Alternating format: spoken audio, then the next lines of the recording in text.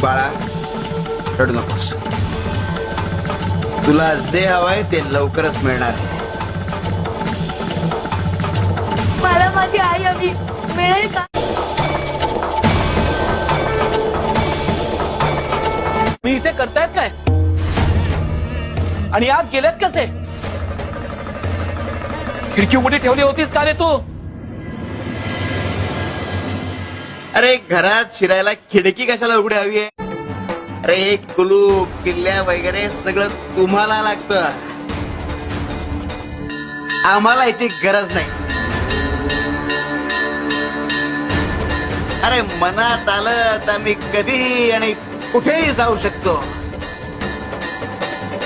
अगदी समोरच्याच्या मनात सुद्धा. आणि तिथे काय चाललंय हे जाणूही शकतो. आणि म्हणूनच तुला हे सांगायला आलो,